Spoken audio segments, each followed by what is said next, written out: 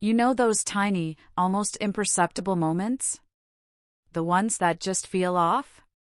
It started with Ryan's phone, buzzing sharp against the red and white picnic blanket in a park in Denver, Colorado. He snatched it up, a little too quickly, then flashed that easy, practiced grin. He'd been with my best friend, Olivia, for 6 months. He turned the screen towards her, all casual. "Look what my mom sent me," he said, a meme about gardening. Everyone chuckled. Olivia leaned into his shoulder, sweet and trusting. I didn't. I'd been watching him all afternoon, his eyes flickering around the park, his fingers unconsciously checking his phone. 3 months of this. 3 months of watching Olivia fall for someone who made my skin crawl. Then it buzzed again. His smile flickered, just a second, but I caught it. He angled the phone away from Olivia, thumb flying across the screen before setting it face down. "Everything okay?" Olivia asked. "Yeah, just work stuff," he mumbled, kissing her temple. "Nothing important."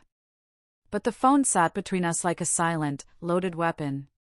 Olivia dug for drinks, and I saw Ryan's hand drift towards it, protective, possessive. That's when I knew. I'd tried to warn Olivia 2 weeks earlier. Told her I'd seen him at a coffee shop in Portland, Oregon, leaning way too close to some girl with dark hair, his hand resting on her lower back like he owned the space. Olivia looked at me like I'd slapped her. "You're jealous," she'd snapped, her voice shaking. "You've been single for months, and you can't stand that I'm happy."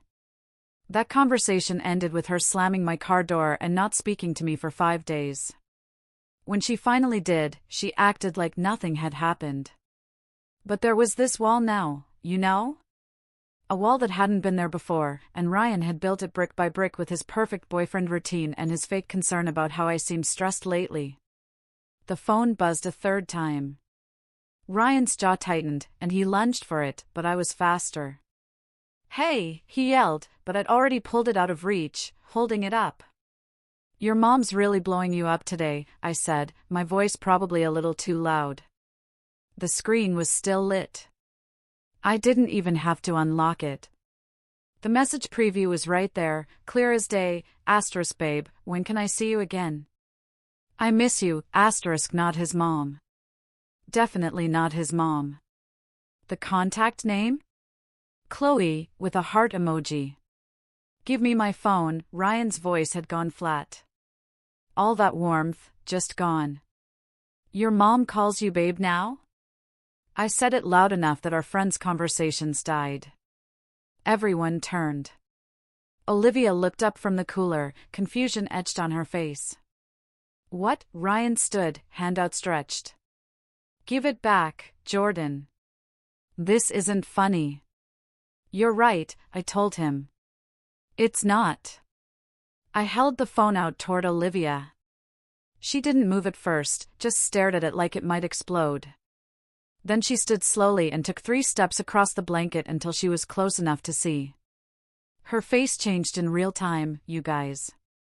It just crumbled, from confusion to realization to something sharp and utterly broken.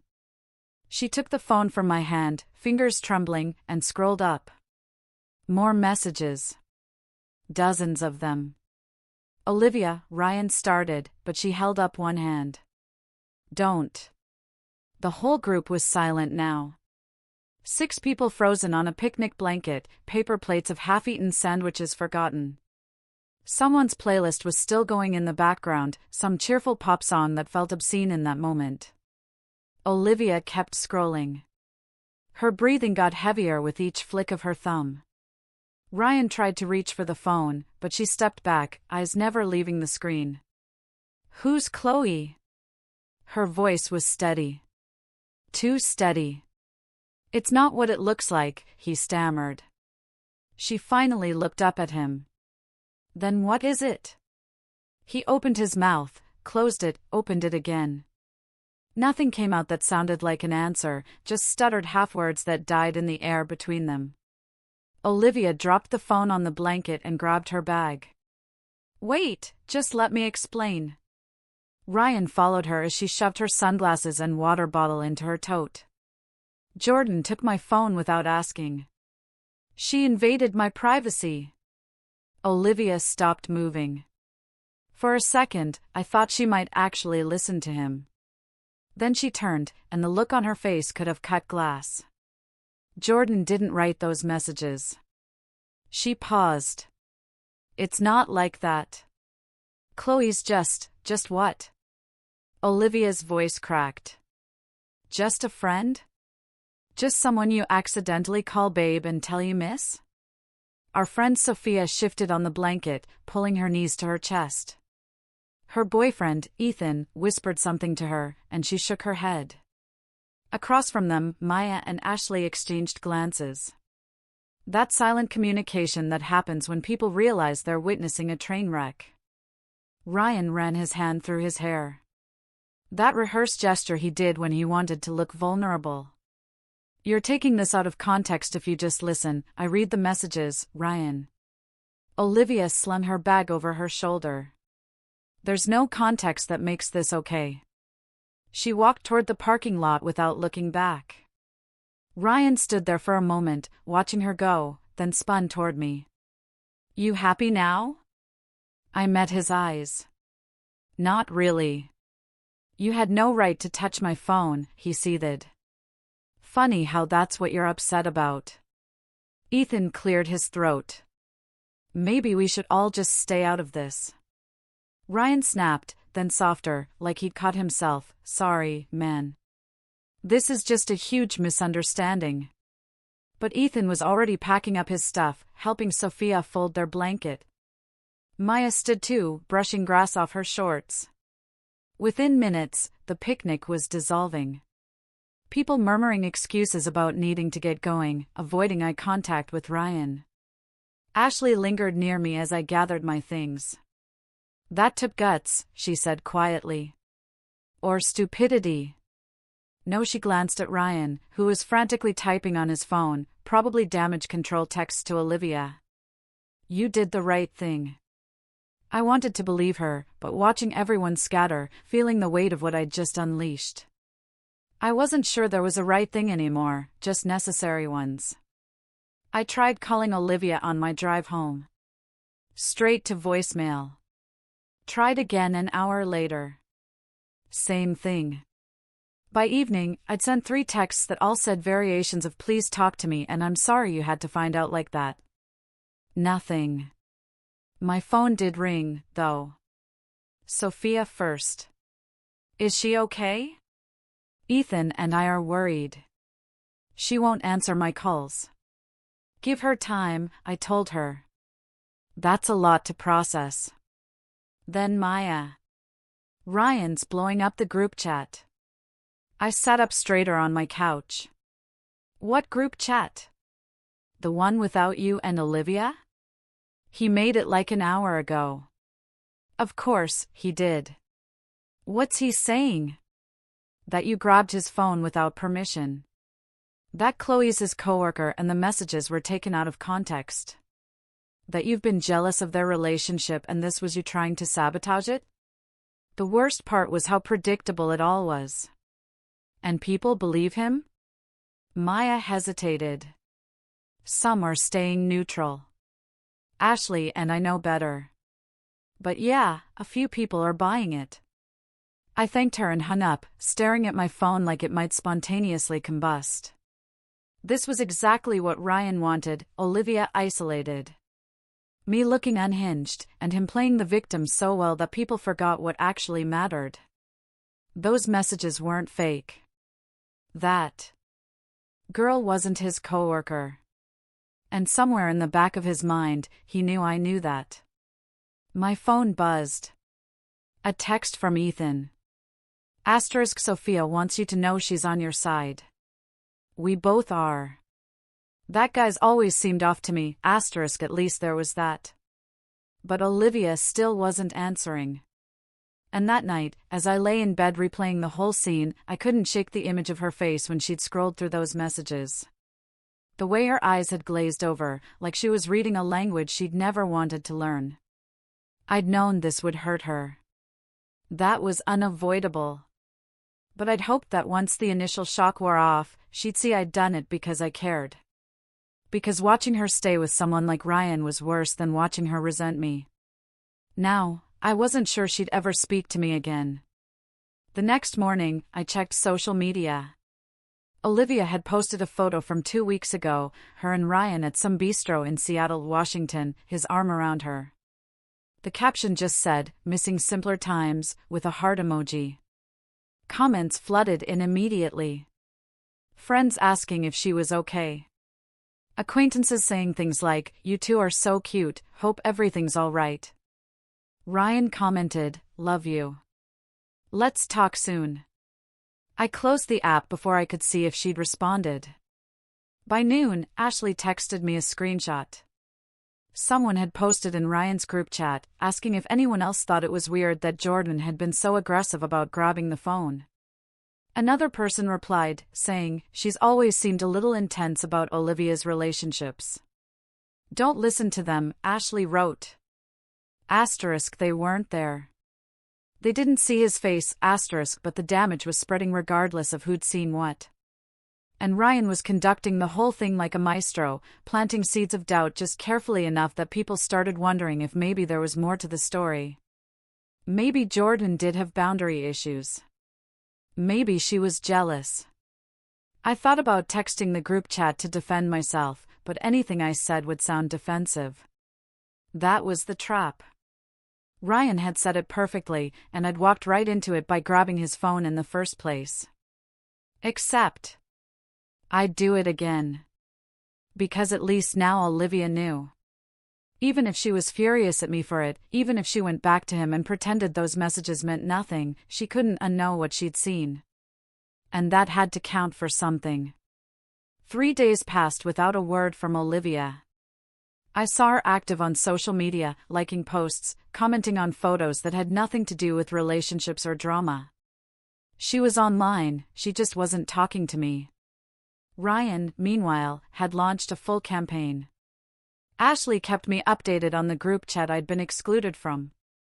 He posted a long message about how hurt he was by the privacy violation and how he'd always tried to be welcoming to me despite my obvious issues with their relationship. He painted himself as the patient boyfriend who'd tolerated my jealousy for months, and now I'd finally crossed a line. "It's like he's rewriting history," Ashley said when she called me Tuesday night. "Half these people weren't even around when you tried warning Olivia the first time." "What's she saying?" I asked, my voice tight. "Is she defending him?" Ashley went quiet. "She hasn't posted in the chat at all." That was somehow worse than if she'd taken his side. At least then I'd know where she stood. This silence felt like she was weighing options, measuring loyalties, trying to decide if our friendship was worth salvaging or if Ryan's version of events made more sense. I ran into Sophia at the grocery store on Wednesday. She gave me a sympathetic smile and asked how I was holding up. "Been better. Ethan thinks you're brave." "So do I." She hesitated, glancing around like someone might overhear. For what it's worth, Ryan's been texting Olivia constantly. I saw her phone light up at work yesterday. It was him, every time. Is she responding? I don't know.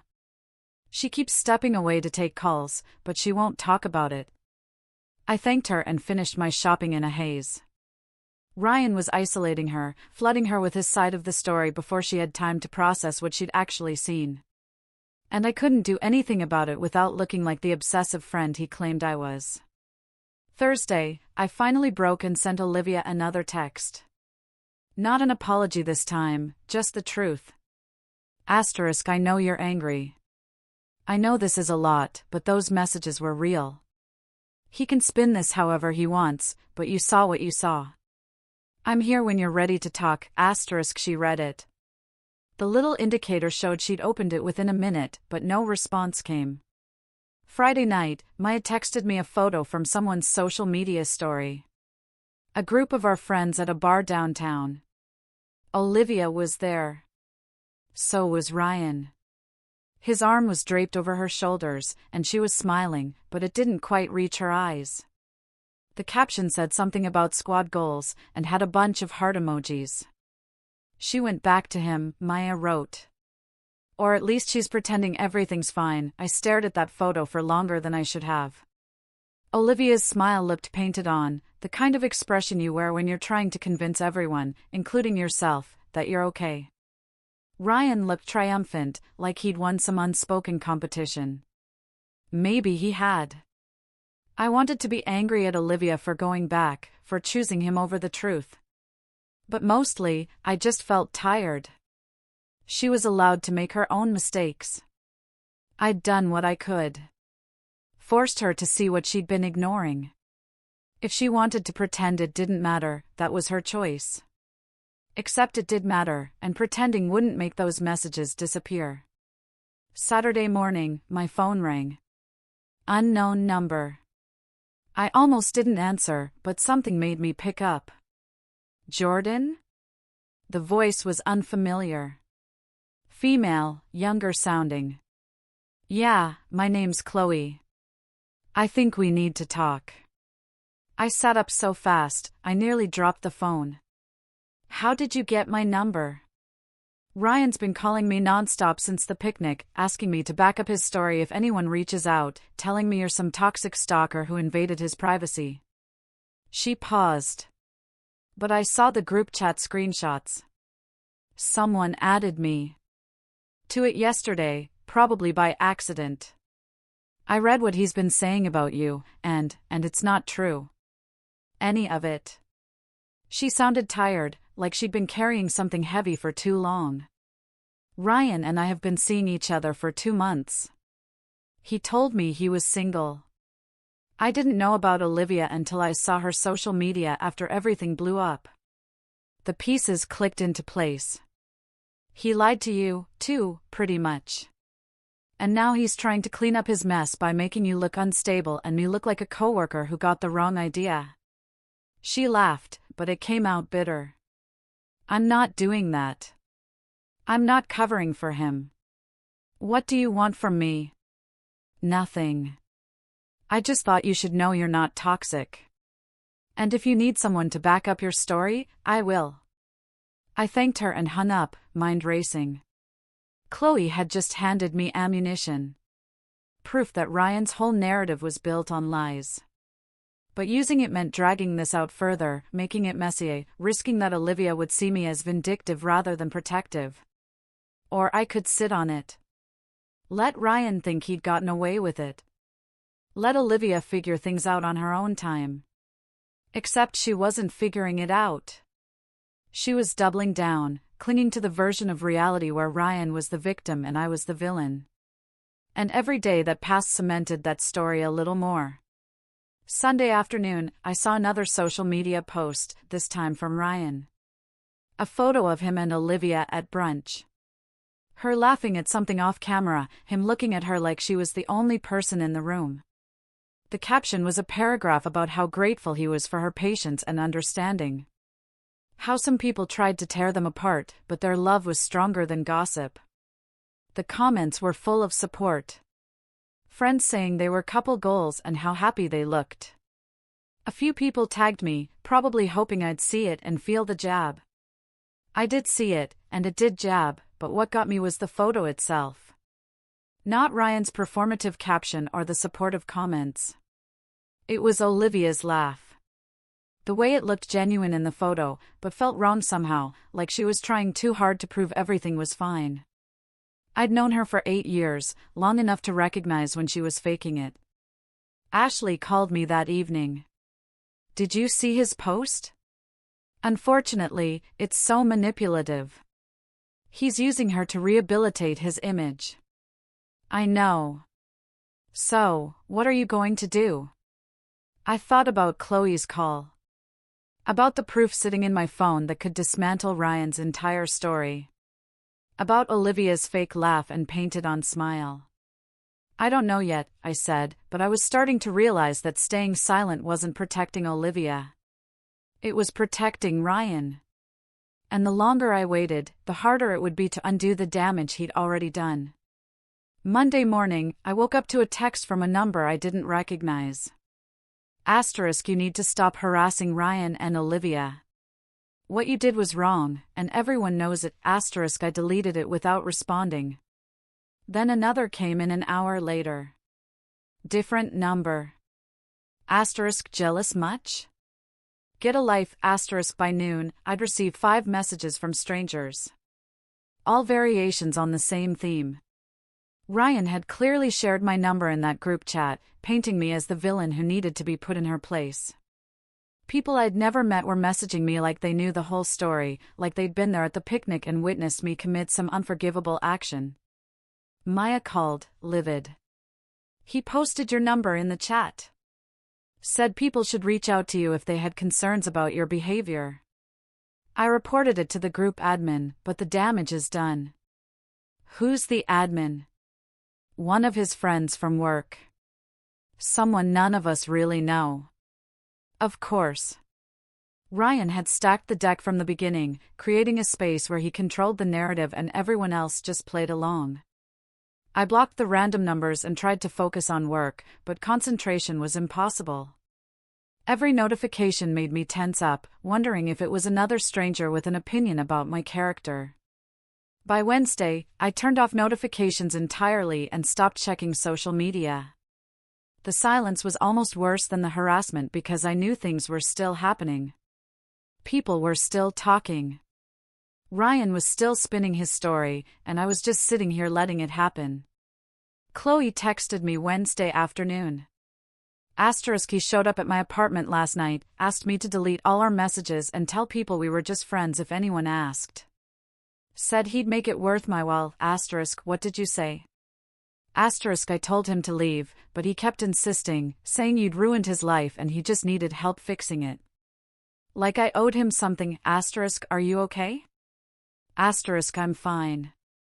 Just wanted you to know he's getting desperate. Asterisk, desperate meant dangerous. When people like Ryan felt cornered, they didn't back down gracefully. They escalated, and I was starting to see the shape of his plan: isolate Olivia, discredit me, silence Chloe. Create a version of reality where he was the victim and everyone else was either mistaken or malicious. Thursday night, Ashley called with more news. Ryan's telling people you've done this before, that you have a history of trying to break up couples because you're bitter about being single. That's not even remotely true. I know that, but he's got people believing it. He's bringing up that time you warned Olivia about him as proof that you've always had it out for their relationship. I warned her because he was cheating. We know, she sighed, but he's twisted it into you being obsessive and jealous. And now that Olivia's back with him, it's easier for people to believe his version. I wanted to scream. Every move I made, every attempt to expose the truth just gave Ryan more material to work with. He turned my concern into obsession, my evidence into privacy invasion, my friendship with Olivia into some toxic jealousy narrative. And people were eating it up because his story was simpler, cleaner, easier to digest than the messy reality that their friend was dating someone who lied to everyone. Friday afternoon, I ran into Ethan at a coffee shop in Chicago, Illinois. He waved me over to his table, and I almost kept walking. I was tired of explaining myself, tired of defending actions that shouldn't need defending. But something in his expression stopped me. Sit, he said. Please. Saturday, Sophia and I have been talking about everything, about Ryan's story and your side, and just trying to make sense of it all. He stirred his coffee absently. The thing is, his story doesn't add up. He keeps changing details. Last week he said Chloe was a coworker. This week he's calling her an old friend. Yesterday he told someone she was his cousin. His cousin? That's what I said. Who calls their cousin babe? Ethan leaned forward. Look, I know you probably feel like everyone's turned on you, but some of us are paying attention, and what we're seeing is a guy who can't keep his misrepresentations straight. Does Olivia see it? Ethan's face fell. I don't know. She won't talk about it. Every time someone brings up the picnic or asks about you, she changes the subject. It's like she's pretending none of it happened because that's what he wants. If she doesn't acknowledge it, it didn't happen. If nobody talks about it, his version becomes the only version. Then we need to make people talk about it. I appreciated the sentiment, but I wasn't sure how. Ryan had the momentum. He had Olivia. He had a group chat full of people who'd bought his story wholesale. What did I have? A call from the girl he was involved with and a handful of friends who believed me but couldn't change the narrative on their own. Saturday morning, things got worse. I opened social media to find that Ryan had posted a long statement. It was carefully worded, hitting all the right notes of vulnerability and hurt. He talked about privacy violations and false accusations, about how hard it was to defend yourself when someone was determined to damage your reputation. He never mentioned my name, but he didn't have to. Everyone knew who he was talking about. The comment section was brutal. People I'd known for years were calling me jealous, obsessive, unhinged. Strangers were weighing in with hot takes about boundaries and toxic friendship dynamics. A few people defended me, but their comments got buried under the avalanche of support for Ryan. Olivia had liked the post. That hurt more than all the comments combined. Ashley sent me a screenshot from the group chat.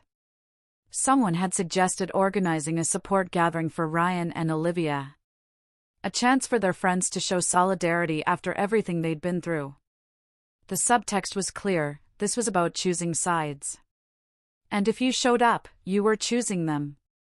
Are you going? I asked Ashley. No. Neither is Maya. Ethan and Sophia are still deciding, but they're leaning toward no. Tell them to go. What? If they go, they can see what's actually happening. Watch how Ryan acts when he thinks he's won.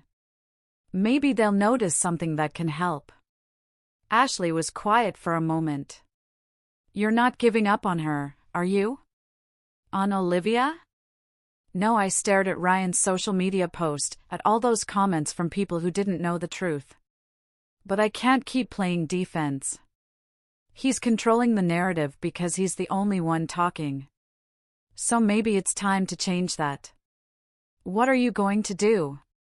I thought about Chloe, about the messages she still had, about Ryan showing up at her apartment, desperate to erase evidence, about Ethan's observation that his story kept changing.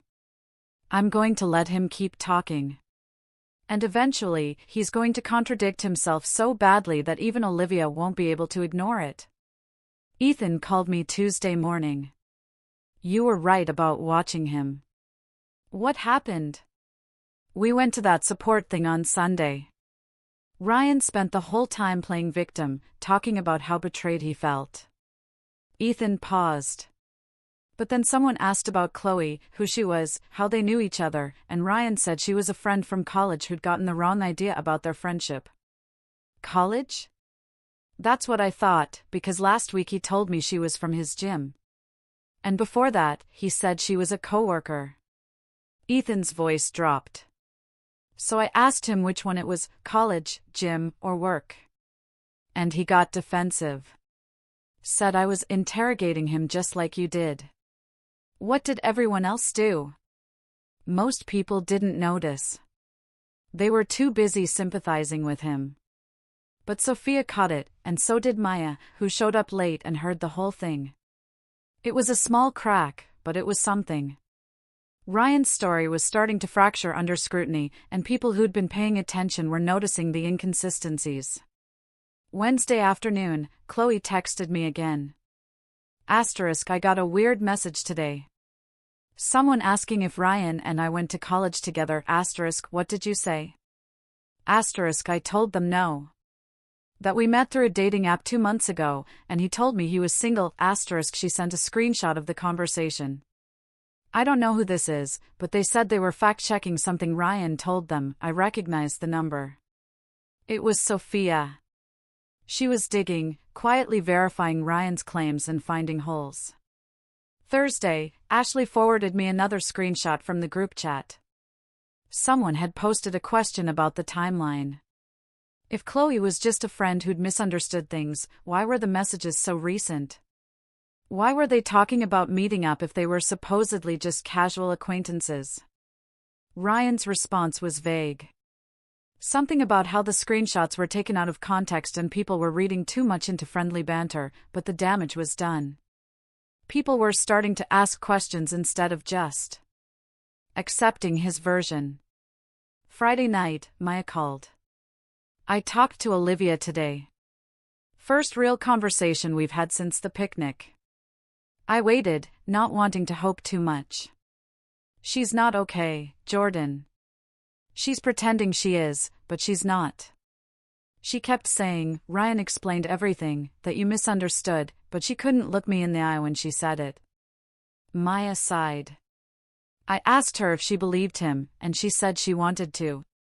Not that she did, that she wanted to. Did you tell her about the inconsistencies? I tried, mentioned the college thing, the gym thing, the coworker thing. She got quiet. Then she said maybe he was confused because everything happened so fast. Making excuses for him. Yeah, but I could tell she was running out of them. Like she was holding on to the story so tightly because the alternative was too much to face. Saturday morning brought another shift. I checked social media and saw that several people had commented on Ryan's post from last week, the one about privacy violations and false accusations. But these new comments weren't supportive. They were questions. Wait, I thought Chloe was your coworker. Didn't you say she was from your gym last week? Can someone explain the timeline here? I'm confused. Ryan had deleted some of the questions, but not before others saw them and started asking their own. The narrative he'd worked so hard to control was slipping through his fingers, one contradiction at a time. Sunday afternoon, Chloe sent me a long message. I've been thinking about what you said, about how staying silent protects him, and I don't want to do that anymore. I have all our messages saved, dates, times, everything. If you think it would help Olivia see the truth, I'll share them. I stared at her message for a long time. This was exactly what I needed. Concrete proof with timestamps and context that Ryan had been lying to everyone. But using it meant going nuclear. It meant publicly humiliating him and potentially embarrassing Olivia even more than she already was. Before I could respond, my phone rang. It was Ethan. You need to see this. He sounded urgent. Ryan just posted something and then deleted it really fast, but I got a screenshot. He sent it through. It was a long rant, clearly typed in anger, about how exhausting it was to defend yourself when nobody believed you. How some people were so determined to see the worst in you that they'd twist everything you said. How he was tired of being the villain in someone else's story. He's cracking, Ethan said. The questions are getting to him. Good. Sophia thinks we should organize something. Get everyone together who's noticed the inconsistencies. Let them compare notes, because right now people are seeing pieces of the puzzle but not the whole picture. And you think Olivia would come? I think if we frame it right. Yeah. Not as an intervention or an ambush, just as friends who care about her wanting to make sure she has all the information. It was risky.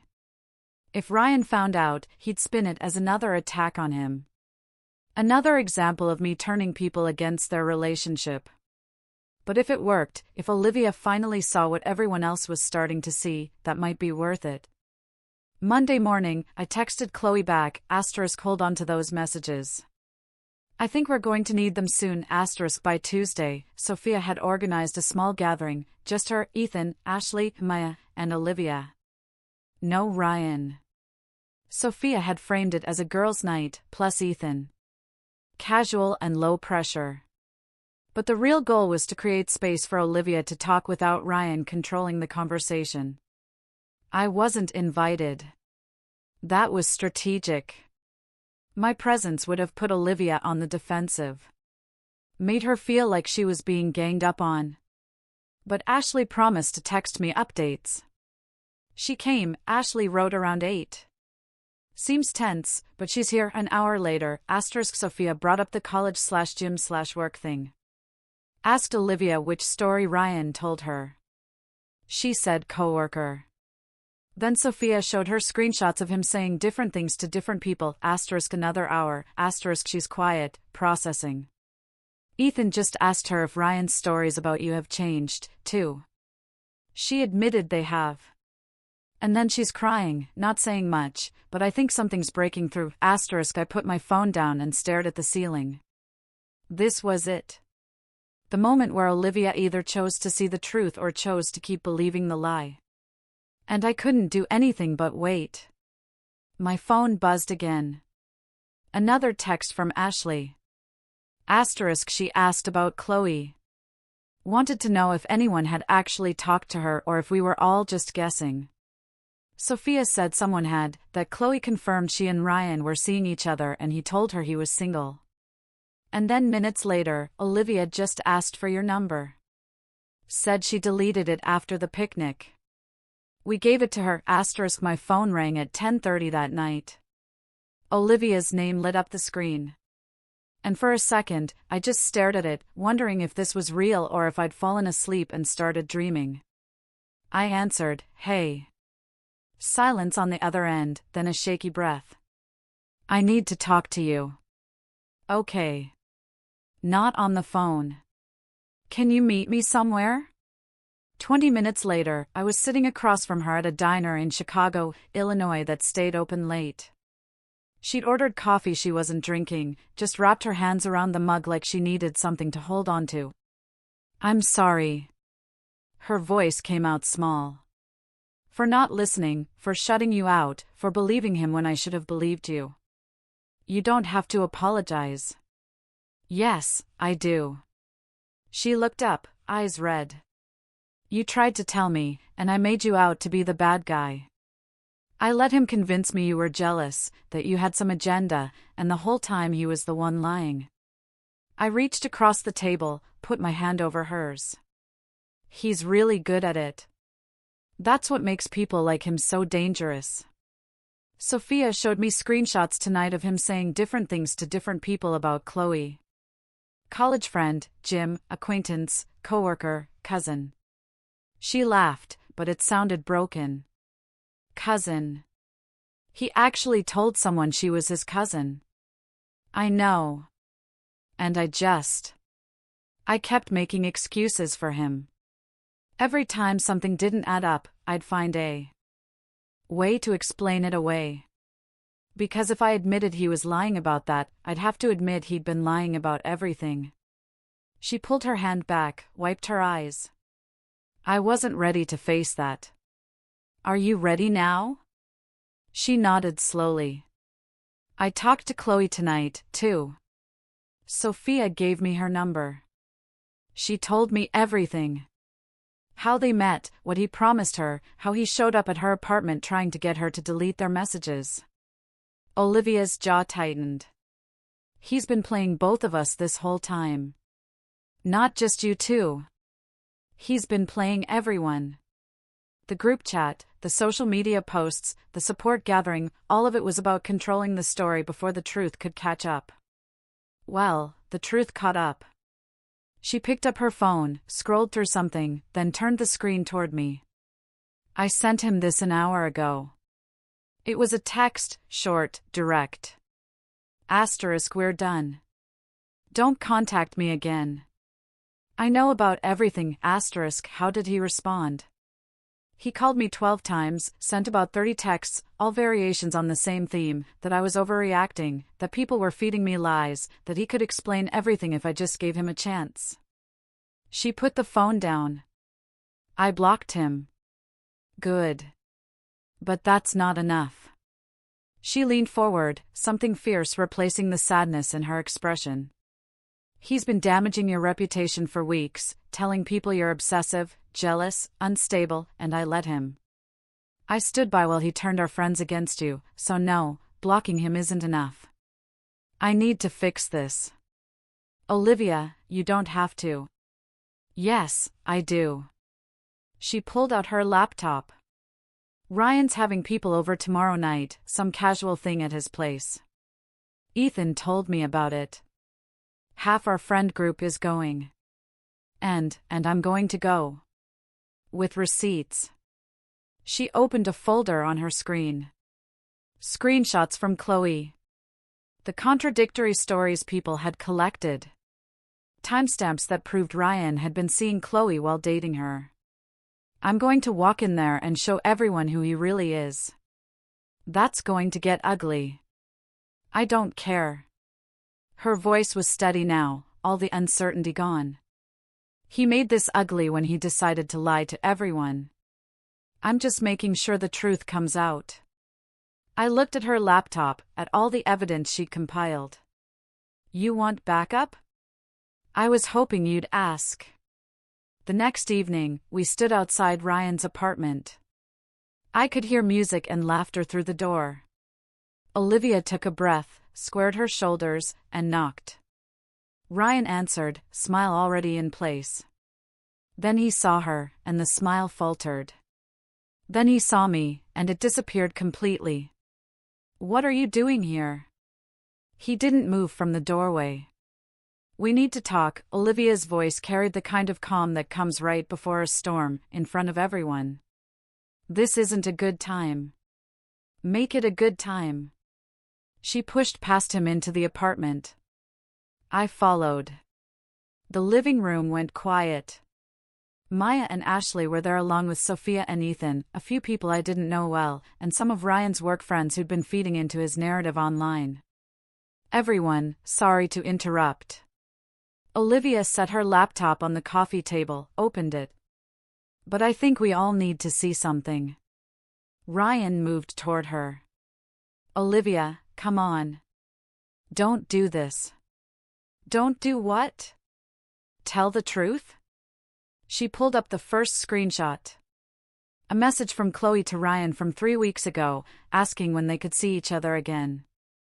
This is from the girl you said was just a coworker who misunderstood your friendship. You're taking that out of context. Am I? She scrolled to another message.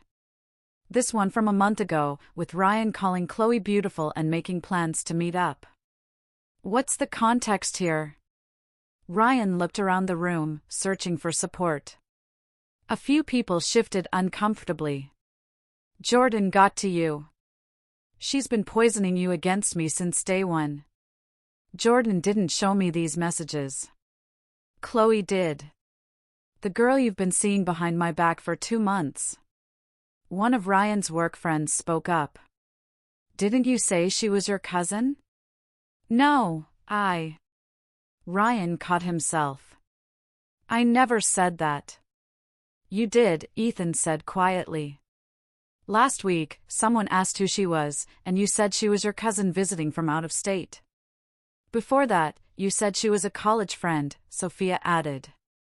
And before that, someone from your gym, Ashley finished. Ryan's face was going red. I don't remember saying that. It doesn't matter what you remember.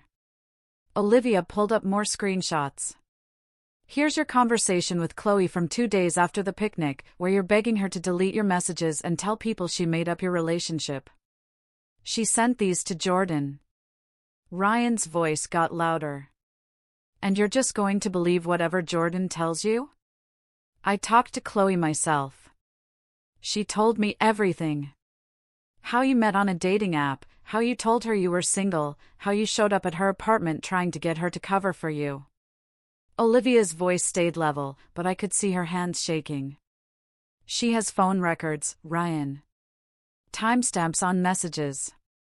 Photos of you two together that you took on dates while you were supposedly devoted to me. This is insane. Ryan looked at his friends. You guys see what's happening here, right? She's having a breakdown. Jordan's been manipulating her for weeks, and now she's... Stop. Maya stood up. Just stop talking, because every word out of your mouth right now is making this worse. I'm trying to defend myself against. Against what? Ashley joined Maya. Against facts? Against your own words?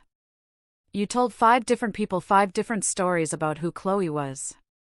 That's not Jordan manipulating anyone. That's you lying and getting caught. One of Ryan's work friends cleared his throat. This is pretty damning, man. I thought you said the messages at the picnic were taken out of context. They were. Ryan was scrambling now. That whole thing was Jordan overreacting to a friendly conversation. Olivia turned to me. Jordan, do you have Chloe's number? I pulled out my phone, sent it to Olivia. She immediately called, put it on speaker.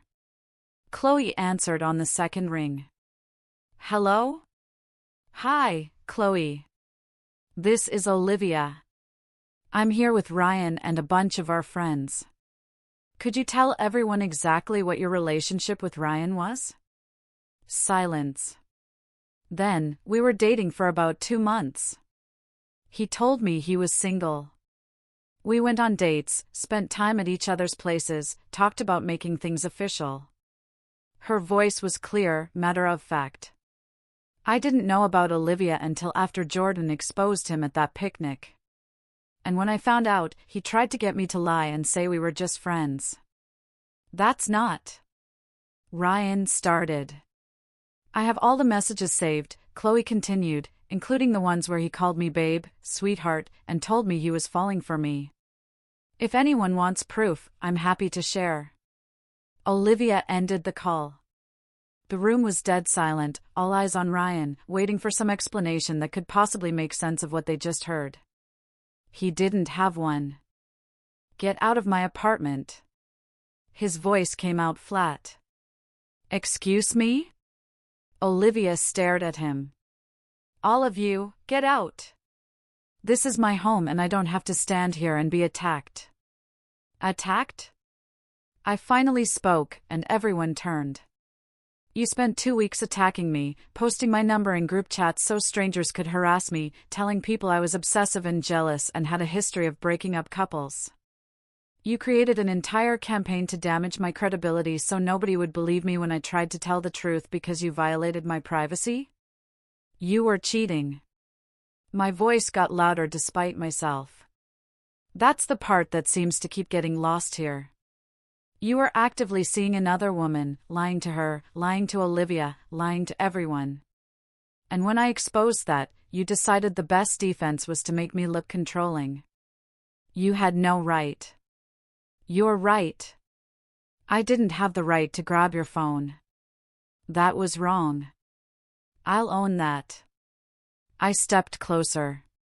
But everything that happened after, that's on you. You chose to lie. You chose to manipulate. You chose to turn people against me instead of just admitting what you'd done. And now everyone knows exactly who you are. Ryan's jaw worked, but nothing came out. He looked around at his friends, at Olivia, at me. And for the first time since I'd known him, that easy confidence was completely gone. Everyone out, he said again. Now. People started moving toward the door. Olivia grabbed her laptop, but before leaving, she turned back to Ryan. I wasted 6 months believing you were someone you're not. Defending you when I should have been listening to my best friend. Making excuses for behavior that never should have been excused. She shook her head. I can't get that time back, but I can make sure nobody else falls for your act. What's that supposed to mean? It means I'm posting everything. The screenshots, the contradictions, Chloe's statement, all of it. So, when you try this with the next girl, she'll have a way to find out who you really are. You can't do that. Watch me. She walked out without looking back. The rest of us filed out after her.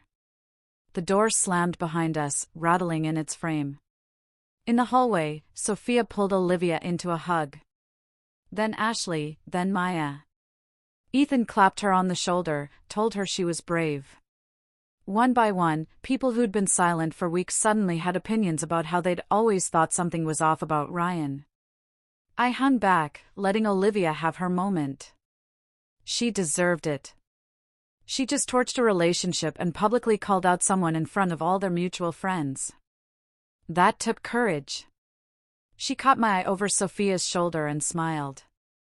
A real smile this time, not the painted-on version from social media photos. "Thank you," she mouthed. I nodded. We'd be okay. It would take time, and there'd be conversations about trust and communication and learning to listen. But we'd be okay. As the group started dispersing, heading to cars and planning where to go next, I checked my phone. A text from Chloe. "Did it go well?" "Better than expected," I typed back. "Thank you for speaking up, thank you for not letting him get away with it." I put my phone away and walked out into the parking lot. The night air felt cool, clean, like something had finally lifted. Olivia posted everything the next morning. Screenshots, timeline, Chloe's statement. She didn't editorialize, didn't add dramatic captions, just laid out the facts and let people draw their own conclusions. The response was immediate. People who'd been defending Ryan went quiet. Others who'd stayed neutral started commenting, saying they should have spoken up sooner. A few people apologized to me directly for believing his version of events. Ryan deleted all his social media by noon. "He's blocked me on everything," Olivia said when we met for coffee that afternoon. "His number, social media, all of it." Good. Makes it easier to move on. I still can't believe I almost married him. She stirred her latte absently. He mentioned it once. Marriage. Said we could start looking at rings after a year. And I actually got excited about that. You didn't know. I should have. You saw it. You tried to warn me. I saw it because I wasn't involved with him. You saw the version of himself he wanted you to see. That's what people like him do. I reached across the table. Stop beating yourself up. You got out. That's what matters. She squeezed my hand. I'm sorry it took me so long. I'm sorry I chose him over you, even for a minute. You're here now. We sat there for a while, drinking coffee and not saying much. Outside, people walked past the window, living their normal lives, completely unaware that our entire world had just reconfigured itself. Eventually, Olivia spoke. Next time I start dating someone, you have full permission to vet them first. Deal. She laughed. A real laugh this time. Light and unburdened. And somehow, despite everything, that made it all worth it. It's crazy to think what might have happened if I hadn't picked up that unknown call, isn't it?